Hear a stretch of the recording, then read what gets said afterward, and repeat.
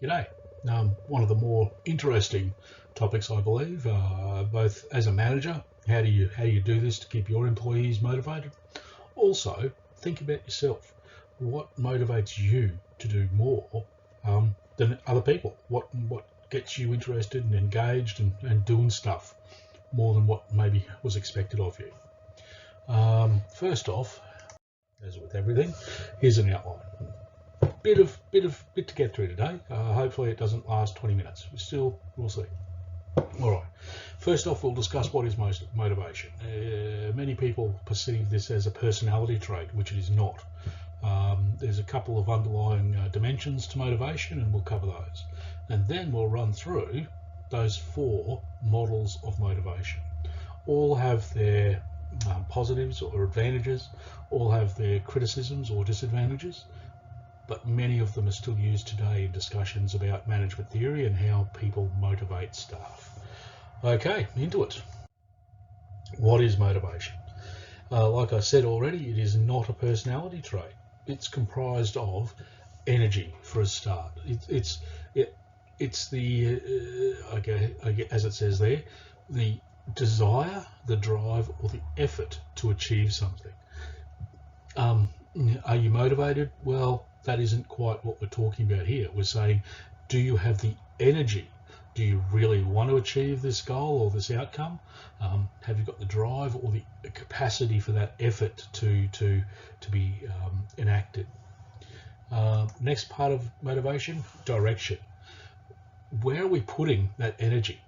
If we've got a particular objective that needs to be achieved, we should be putting our energy, our desire, our drive, our effort into achieving that goal, specifically that goal, not maybe doing other stuff. Well, I'm going to use a simple example. Doing an assignment.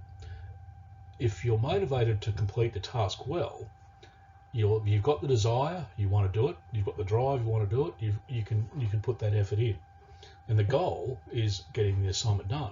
And as soon as you start to use that energy, desire, drive, and effort for other purposes, going out, having a party, going to work and earning money, the direction is being diffused. You're not actually focusing your energies or your desire towards that achievement of that goal, which means you're not motivated to achieve that goal. You're motivated to do other things. Now, that's just how life works. You do other stuff, but if you've got the motivation to complete a certain task, that energy, desire, drive, and effort will be focused towards the achievement of that goal, or goal-oriented, and you'll follow a particular trajectory or pathway to achieve that goal, to make sure that you're going in the right direction, which is exactly what it says.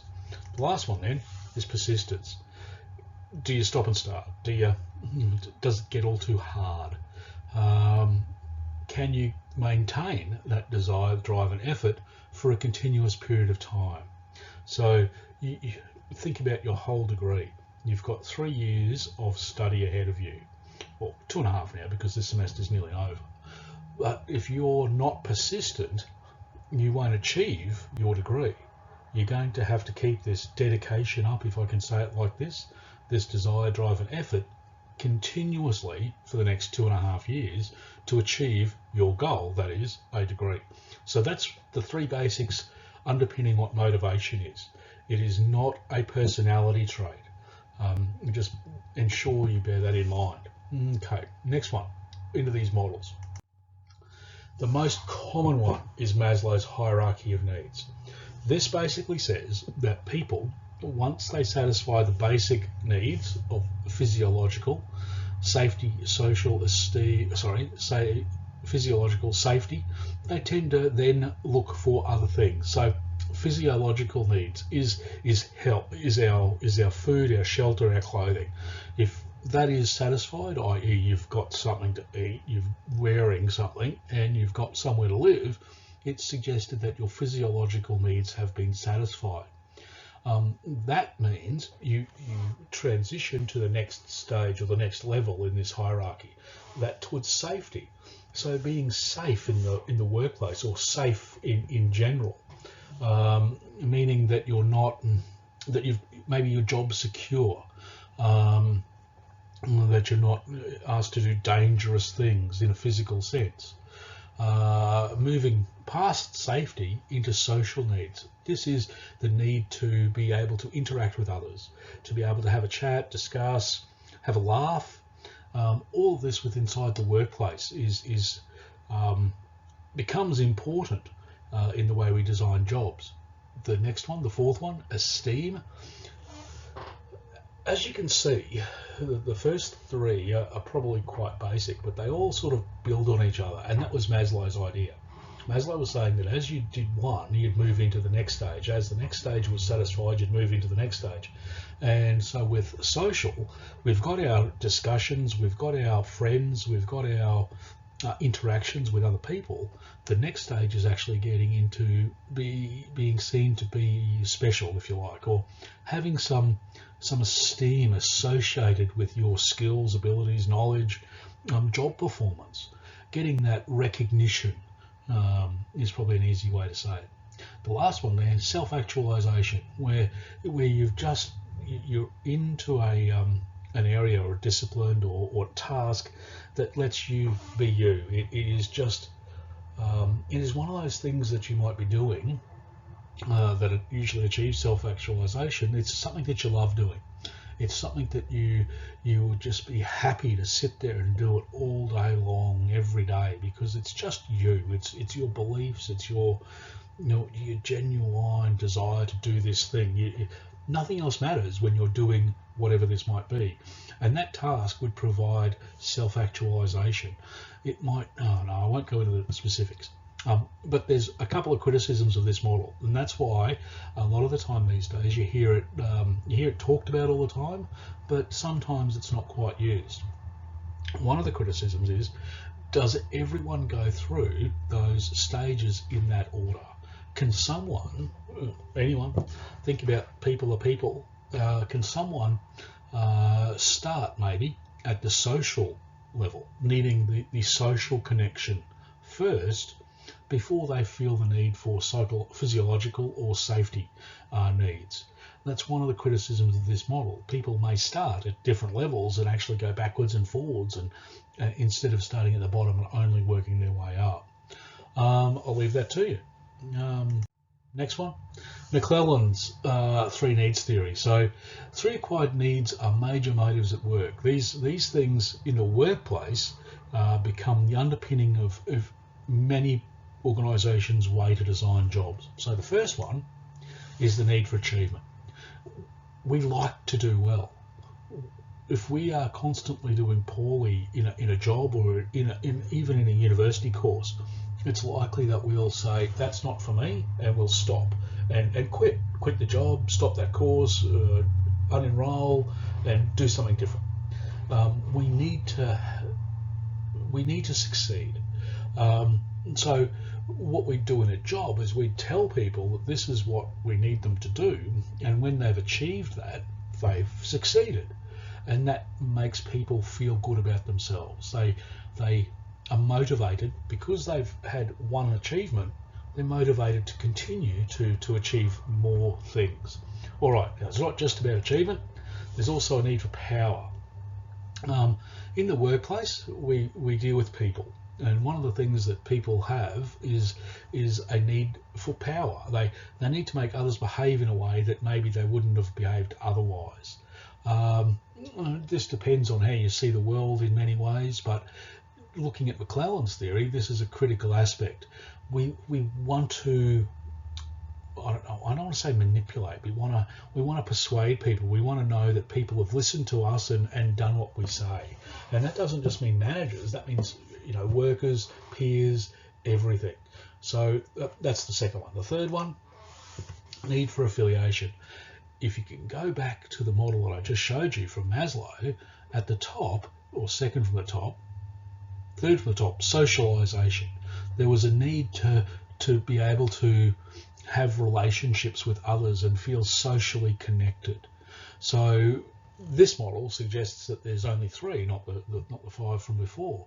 So looking at these three, Do we have a need for achievement, a need for power, and a need for affiliation? And this is likely, when all of those three needs are met, to provide motivation for us in the workplace.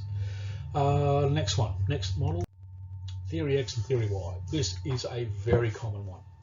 And it's quite a simple one. It's really one of the easiest ones in the whole of the management literature. Quite simple. Theory X, if you believe that employees dislike work, are lazy, avoid responsibility, and must be coerced to work hard, then you have a Theory X assumption. Think about how this might translate into the way an organisation motivates its employees. If I'm a manager and I think my employees don't like work, lazy, avoid responsibility, I will probably put a whole range of control systems in place to make sure that they do the work. High levels of supervision. I might have to pay them bonuses to keep them working at an effective, efficient and effective way. I will have to put strict, as it says there, must be coerced to work. I probably have strict rules about what's expected and what can be done and what can't be done, allowing for the fact that I believe as a manager all employees don't want to work. On the other hand, if I believe that employees are creative, enjoy work, seek responsibility and can exercise self-direction, I'll do the opposite. I probably won't have as many rules in place. I'll allow people to work on their own, give them that autonomy that many people ask for. I'll remove control from their jobs. I will help them exercise that self-direction rather than direct them and control them or coerce them to work.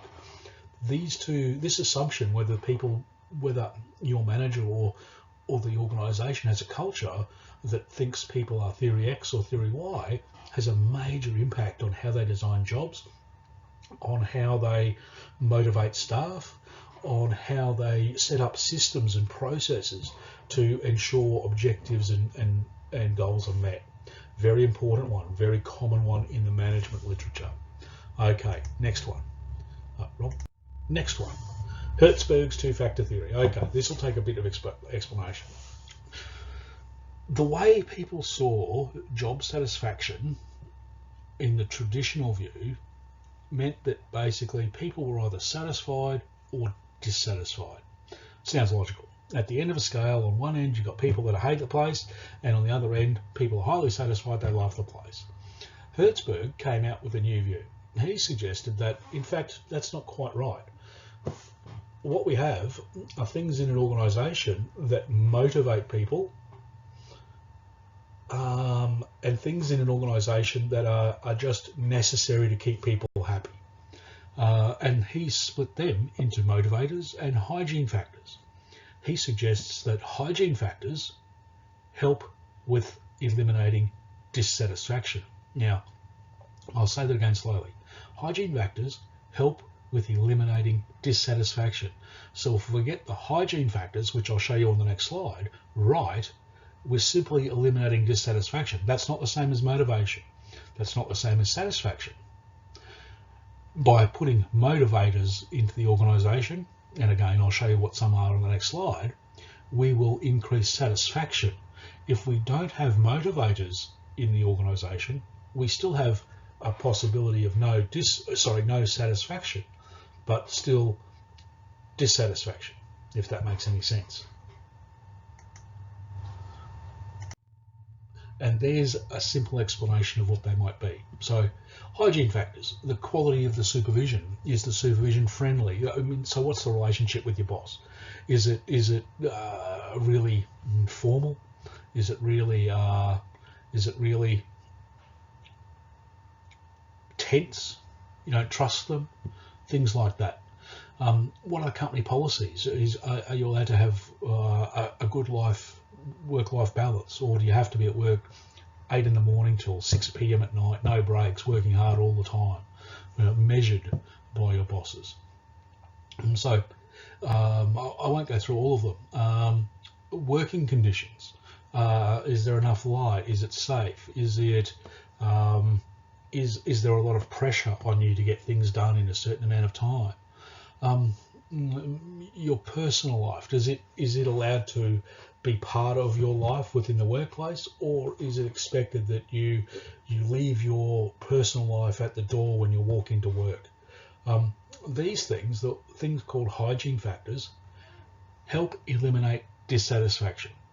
If we get none of them right, it says there, people will be extremely dissatisfied. Now, conversely, motivators, intrinsic factors that have to do with job itself and serve to motivate individuals. So things like achievement, recognition, and I'll go through some of those. The work itself, is it interesting for the individual? Does the responsibility given by the organisation to the individual help them feel more in control of what they've got to do? Is there personal growth in that they provide training and development and allow you to, for example, once you've mastered one particular task in the workplace, do they move you on to the next more complicated task? Or do they just leave you sit at the old task for years and years and years and not going anywhere, not growing as an individual? Second last one there, advancement. Is there opportunity for advancement? Can you see a career path where you might be getting promoted in time to come because of your good skills, your good knowledge, your work ethic? Or is it just no way, that just can't happen? That your organisation may be too small, or in fact they only hire people with degrees and master's degrees to do that work at a higher level, and you don't have that, so you can't get advancement. These, if not put in place properly, will create an extremely unsatisfied or non-satisfied person. If they're put in place correctly, they will have you will have extremely satisfied staff, and that's the big difference. And again, let me just refresh. Oh yeah, I'm tempted to do this. I don't usually do this, but going back to that previous slide, dissatisfaction and satisfaction are not on the same scale. They are separate things. And hygiene factors help eliminate dissatisfaction. Motivators help create satisfaction. Pretty tricky, but that's the way it works. All right. And that, ladies and gentlemen, is it. Next week, we have Foundations of Control, and that will be your last formal lecture or video for the semester. I'll do another one for week 13 about your exam. And just a reminder, no classes, no workshops in week 13. Take it easy and a good day.